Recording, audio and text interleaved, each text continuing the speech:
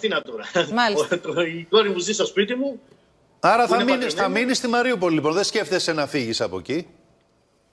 Πώς να φύγεις? Άμα φύγεις στον δρόμο, μπορεί να σε πετύχουν η ταξιαρχία του Αζόφ, οι οποίοι είναι Ουκρανοί φασίστες και για αυτούς γίνονται όλα και να σε σκοτώσουν. Πώς να φύγεις? Εκεί τώρα στη Μαριούπολη πώς είναι το κλίμα?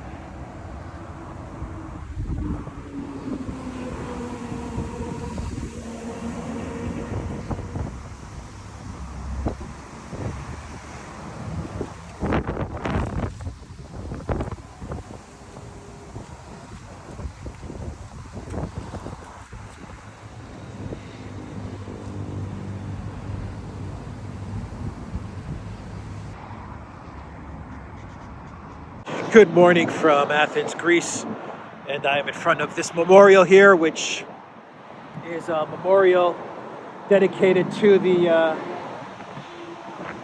Soviet soldiers that fought to liberate Europe from the NAZIs, and specifically liberate Greece, which was occupied by the NAZIs from 1941 to 1944, and I'll get into why I am here, why I am filming here. But first, you saw the opening segment, which was from a very popular Greek channel called Sky News. Very popular, mainstream media in Greece. And to no one's surprise, the mainstream media in Greece has been towing the line with, I would imagine, all the mainstream media in Europe or the US or Canada, the collective West, in that they have been highly critical of Russia, highly supportive of Zelensky and Ukraine. And in this specific segment that I played in the intro, you had a Greek Ukrainian, a Ukrainian of Greek origin who is living in Mariupol. And this gentleman was describing the situation in Mariupol. And when the host asked him, you know, are you planning to stay in Mariupol? This man said, my daughter lives with me. I'm going to paraphrase what he said. My daughter lives with me. And where are we going to go? Where can we go? If we leave our apartment, then these Azov soldiers and these Azov commanders are going to shoot us because they're capable of anything. And he said these Azov fascist Ukraine commanders are going to shoot us and they're capable of anything. So where are we going to go? Now, someone who speaks Greek, in the comments down below, you can put the exact translation. But I feel I've paraphrased it correctly. So I'm kind of working from the top of my head here. And I'll put the video into the intro that goes in during the editing, during post. But that's pretty much what he said. And he kind of left the Sky News host kind of shocked. You know, everyone was kind of like silent because the narrative that they're giving out is, you know, the narrative that we're all familiar with coming out of the collective West. And here you have a Ukrainian Greek who is in Mariupol, because there are a lot of Greeks who live in Mariupol of Greek descent who reside in Mariupol and in that area, saying, no, the actual facts on the ground are not as you say. The Azov guys are using us, a little windy, one sec, are using us as human shields. They are firing at humanitarian corridors, and they don't let us leave our apartment. And these are the Azov guys. And this guy, this father, is saying, I'm here in Mariupol, and I'm telling you, I can't leave my apartment because the Azov fascists will shoot me. That's his account. And you guys see it in the segment that I played for you. Now, there's a lot of Greeks from Mariupol who are now here as refugees, and they're saying the same thing. And we have videos of them going viral in Greece. And these are people who are saying, we left Mariupol, we're now in Greece as refugees, and we're telling you that these Azov guys were firing on humanitarian corridors. They were using civilians as human shields. And it was the Russians that were calming us down. The Russian soldiers that came to calm us down. This is first-hand account as to the situation in Mariupol. Just a terrible situation, and it's tragic what's going on there. But in Greece, we are getting first-person accounts as to the truth, the reality as to what was happening in Mariupol, and to the reality of who these Azov people are. Now, this statue that I showed you, right over there, you can see it now from a distance. This memorial that I showed you was desecrated 2 days ago. And the first thing I want to say, they had graffiti around this memorial, and I'm going to put a screenshot of this right now so everyone can see it. And you can see the graffiti, which where you can see the words saying Azov, right? So they desecrated this memorial with graffiti praising the Azov battalion and the Azov ideology.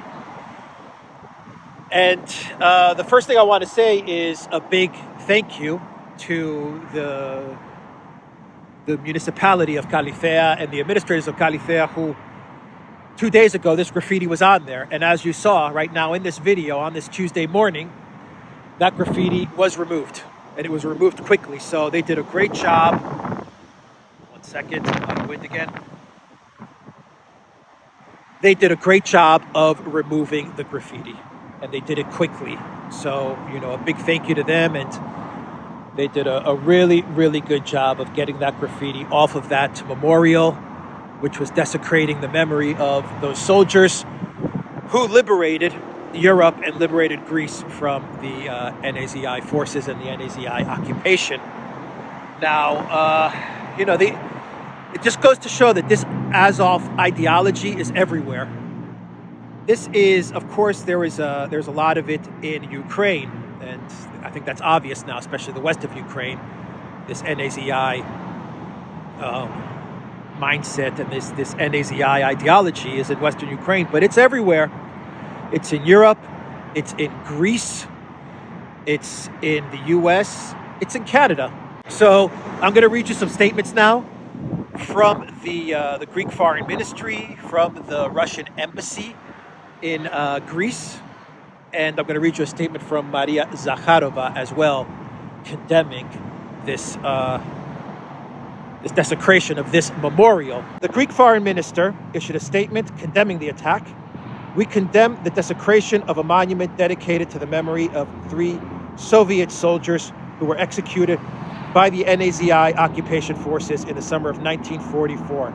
Greece, a country that suffered from the NAZI occupation, has a special sensitivity in protecting the memory of the victims of Nazism and condemns any use of symbols of this dark period of history, the ministry added. Now, the Russian embassy also reacted, saying the proponents of Ukraine's nationalist Azov battalion, which has been terrorizing and assassinating in cold blood the residents of eastern Ukraine, raised their hand against the sacred memory in Greece for the Soviet soldiers, those who, with enormous sacrifices, liberated, enslaved Europe from fascism in World War II. We unequivocally condemn this immortal attempt to insult history and the unacceptable act of vandalism. After this criminal act and the countless revelations of the inhabitants of Mariupol and Donbass, do we need additional evidence of the Nazi nature of Azov and other similar battalions of extreme nationalists in Ukraine? This is what the embassy in the Russian embassy in Greece wrote, and that was their statement. This is Maria Zakharova and her statement. This is from the Kremlin itself, which says, we are deeply indignant at the recent desecration of the monument of Soviet soldiers who died for the freedom and independence of Greece in 1941 to 1944 in the center of Athens, which is one of the central sites of the annual celebration of Victory Day. Unidentified individuals applied Nazi symbols and the name of the Ukrainian nationalist battalion Azov, which is behind years of punitive operations in the Donbass and crimes against civilians in Mariupol on the monument with yellow paint. We strongly condemn this crime. We regard it as a direct consequence of the anti-Russian hysteria unleashed in the local media, the incessant, one-sided, and deliberately distorted presentation of information about the events in the Donbass, Support for the regime in Kiev has united the hands of those who, for the sake of dubious goals, are ready to consign to oblivion the history and memory common to Russia and Greece. That was the statement from the Greek embassy in Athens. That was the statement from the Greek Foreign Ministry. Good on the Greek Foreign Ministry for calling this out as well, and for condemning this action. Credit where credit is due, and once again, credit where credit is due, because they came and they cleaned this up very, very quickly. So good on them. And you heard what Maria Zakharova of the Kremlin, the spokesperson of the Kremlin, what she said. It's an insult. And Greece has had very, very good relations with Russia. Fantastic relations. I mean, we consider them a brotherly country. We're both of Orthodox origin. A lot of Russian tourists visit Greece. We have fantastic relations. I mean, historically, the Cyrillic alphabet, the Orthodox religion. I mean, our relationship goes back hundreds and thousands of years. But we're probably at the worst level ever in history with regards to the bilateral relations of Greece and Russia. And a lot of that has to do with the Mitsotakis government, who has taken a very hard line against Russia. Not because I believe the Mitsotakis government is belligerent to Russia. I believe the opposite. I know Greeks they have very warm feelings towards Russia, but because the Mitsotakis government, at the end of the day, is a puppet of the European Union and of the United States, and they're 350 billion euros in debt to the West, and they really can't do anything. They can't really have their own sovereign foreign policy, and they can't really make their own decisions with regards to how they're going to handle such international crises as what we're seeing now in Ukraine. They have to toe the line, and they have to toe the line in an aggressive and belligerent manner, because if they don't, well then the EU and the US, they're going to sink the Greek economy. They'll get Moody's or Bear Stearns or one of these credit agencies to say that Greece is not doing well with regards to servicing its debt, and before you know it, the financial system will collapse in on Greece, and the country will be destroyed on an economic level. So Greece can't really do much. We are a slave, and we are a servant of the neoliberal globalist order.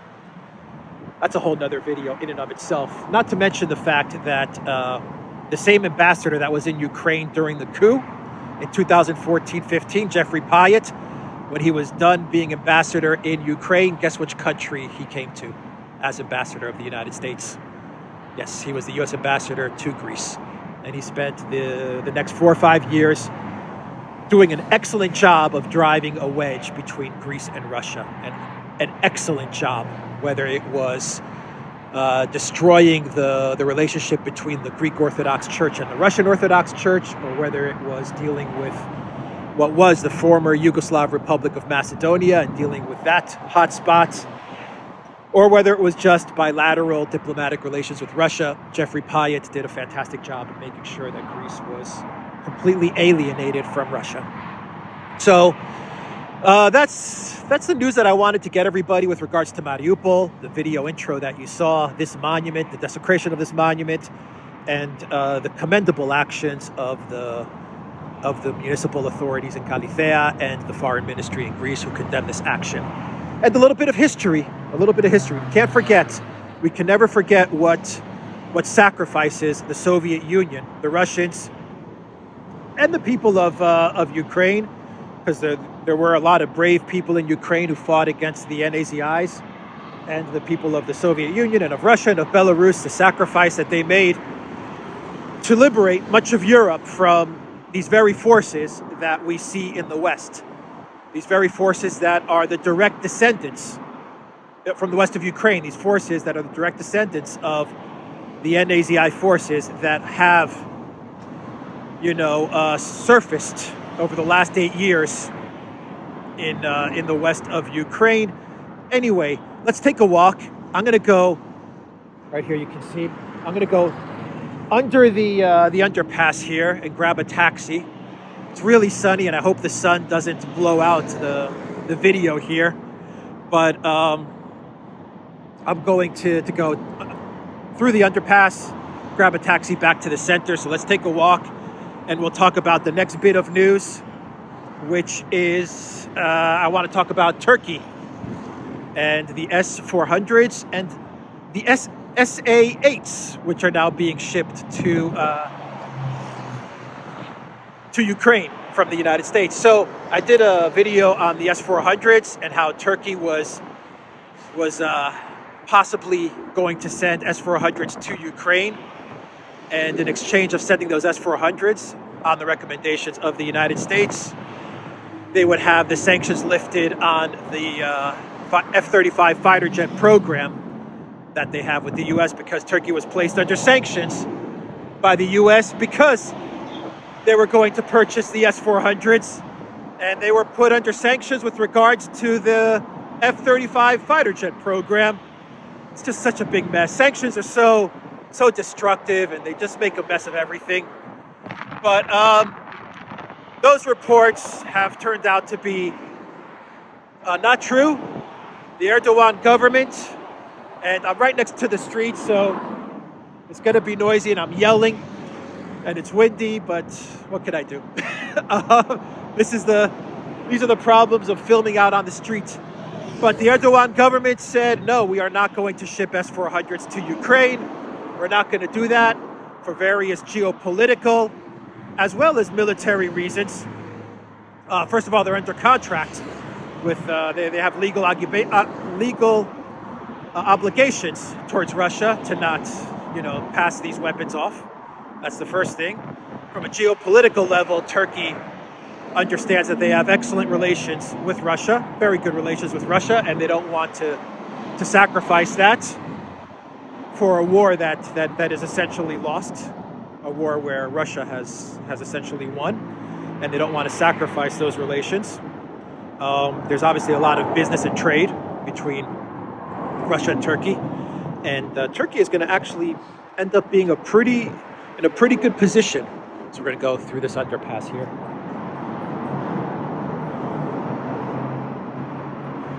So Turkey is going to be in a pretty good position as this new multipolar world emerges, because they're part of NATO, they're part of the West, but they have excellent relations with Russia and with China, even though they messed up a little bit on Kazakhstan, but we'll see what happens there. A lot of tourism, a lot of trade, and Turkey has not closed its airspace to Russia, so I'm sure they're going to be doing a lot of business, Turkey and Russia, and there's going to be a big boom in tourism for Turkey as well. So far, Erdogan has played his geopolitical cards very skillfully, not to mention that Cavusoglu, who's the foreign minister of Turkey, wow, is it windy. I'm going to have my work cut out for me as I'm editing this. Right. 1 second, guys. Let me try to get somewhere where it's not as windy.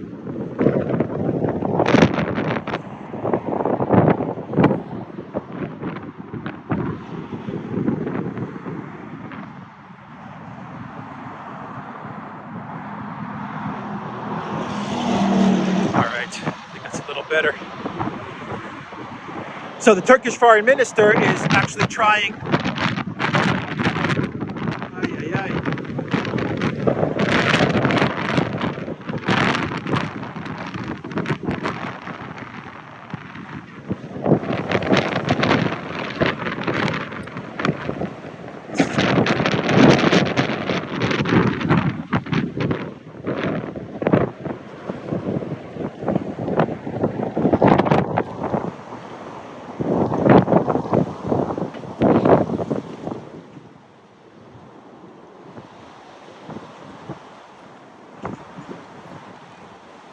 Let me move inwards.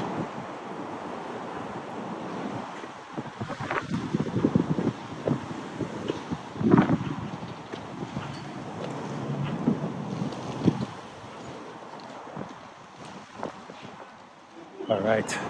So the Turkish foreign minister is actually trying to broker a ceasefire between Russia and Ukraine. So You have the geopolitical reasons as to why they're not going to send the S-400s to Ukraine. And you also have the military reasons, where a lot of people in the comment sections, experts on these things, they commented when I did my video on this story, the S-400s, and I'll put a link to that video down below. They commented how on an operational level, on a military level, just, sending S-400s to Ukraine is not enough. I mean, there's obvious training and preparation that needs to take place, but you also need a whole type of anti-aircraft missile architecture to be put in place. You need a whole system in place in order for the S-400s to be effective, in order for this missile system to be effective. And Ukraine just doesn't have that type of architecture in place, nor could they put it in place, in such a short period of time. So definitely go to that video. You'll see what a lot of the experts say on this in the comments below. And they explain the situation, how just sending S-400s to Ukraine is futile. It doesn't really do anything. And it doesn't really help the situation in Ukraine. It won't make a difference as far as the outcome of the war is concerned. And that's what I said in my video as well. Sending S-400s will not change the outcome. So that takes me to the next story, which is Biden traveling to Eastern Europe. He's going to be going to Warsaw, to Poland. People actually wanted him to go to Kiev as well. What's the deal with Boris Johnson? They want to get Boris Johnson to go to Kiev. They want to get Biden to go to Kiev. What's up with that? This is weird. But Biden is going to go to Warsaw, and of course he's going to, show the solidarity of the collective West against Russia, and show his support for Ukraine, virtue signal his support for Ukraine. And what did the United States do in order to show their support for Ukraine? Well, they sent.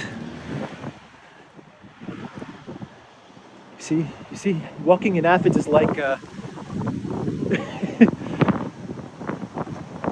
it's exercise. You're ducking, you're dodging. What did they do to show their support for Ukraine? Well, they're giving the Ukraine military, they're giving Zelensky a missile system from the Soviet times, from the 1960s, called the SA-8. I think that's right. Remember, it's coming from my memory, the SA-8 missile system. And that's what they're going to give Zelensky and Ukraine. So a missile system that the U.S. happens to have in their inventory, dating back from the Cold War, is what they're going to offload to Zelensky and Ukraine. And they're doing this right before Biden heads off to Warsaw. Man, what a mess. What a mess this has become. I guess it's kind of, you can look at it as a way of Biden trying to de-escalate. On the one hand, he's giving a missile system and weapons over to Ukraine in order to virtue signal and perhaps, quench the thirst of the warmongers and neocons who are just itching for war, who are itching for a World War III. So he kind of, sends the missile system to Ukraine and calms those people down, and he doesn't escalate that much either because it's an old system and it's not going to have any effect whatsoever with the conflict. And I thought that was an interesting bit of news, very interesting bit of news. What do you guys think? Why do you think Biden White House is sending this SA-8 system to Ukraine? I'm sure the experts will have some good comments down below, some good analysis down below in the comment section. And I'm trying to think if there's any other stories that I want to get to. Oh, there was an article on Bloomberg from a Bloomberg journalist who's connected to the World Economic Forum, who's connected to Klaus Schwab and the WEF, and this person wrote an article in Bloomberg saying that because of inflation and rising gas prices and rising food prices and all of these things, all of these self-inflicted wounds because of the sanctions that the collective West imposed on Russia, that people living in the United States and in Europe should learn to ride the bus. They should learn to eat lentils and beans, and stuff like that. And I mean, I think Bloomberg took down the tweet right away because people were just outraged. So I mean, you can kind of see the mentality of the Western elites, the retrogrades, as to how they view things. And I think this article was specific, saying that anyone that makes under $300,000 a year is going to have to learn to ride the bus and eat lentils, because, well, that's the only way we're going to be able to stick it to Putin, right? And you get a good view as to how they see the world, these retrogrades. But we walk down this way, grab a taxi. So yeah, that was an interesting article, and of course this journalist is connected to the WEF. Big surprise there. Eat bugs, everybody. Get used to eating bugs. The Great Reset. It's been accelerated. So yeah, I think that's everything for this morning. Trying to think. Do I have anything else that I want to get out to everybody before I jump in a cab and hoof it back to the center of the city? Hoof it back. Ride back to the center of the city. I think that's everything. So, Alexander's channel. Oh, I do have one more thing. How could I forget this? China. God, did we call this one? Alexander's been talking about this for a while. I talked about this in my last video. How I was afraid.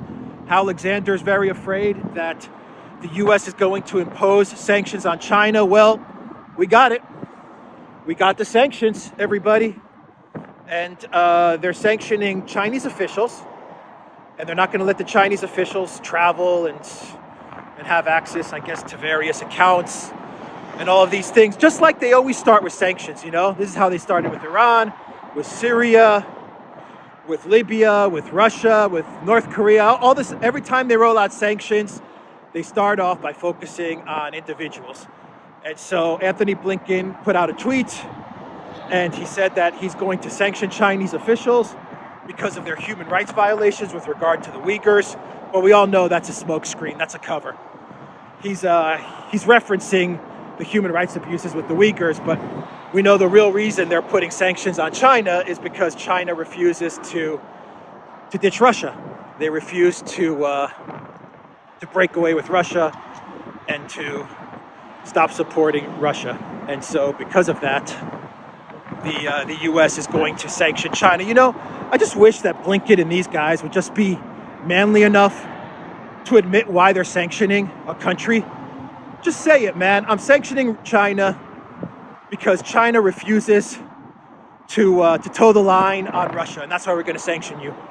I mean, just say it at least. Stop with this whole smokescreen of human rights and democracy and all of this ridiculous stuff. This is coming from a country that censored its own sitting president of the United States. This is coming from a country that censored a sitting president. This is coming from a country that is trying to extradite Assange, Julian Assange. So, I mean, the whole human rights and democracy stuff is nonsense. But let me read you the statement from Blinken, just so I make sure I get the quote 100%, because I don't want to misquote anybody here. Let me get it. Let me pull it up. One sec, everybody.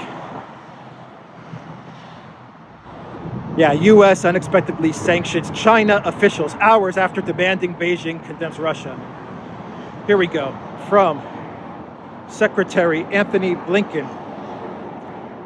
Perpetrators of human rights abuses must continue to face consequences. The United States has taken action to impose visa restrictions on PRC officials for attempting to intimidate, harass, and repress dissidents and human rights defenders inside and outside of China. There you have it. And they are going to sanction Chinese officials, and this is how it starts.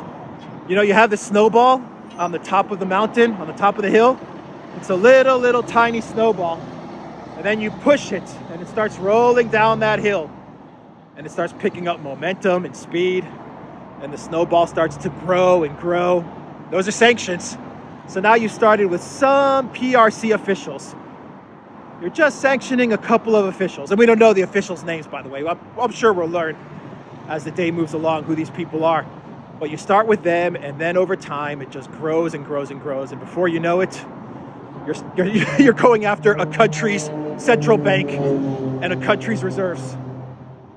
This is such a destructive administration for the United States.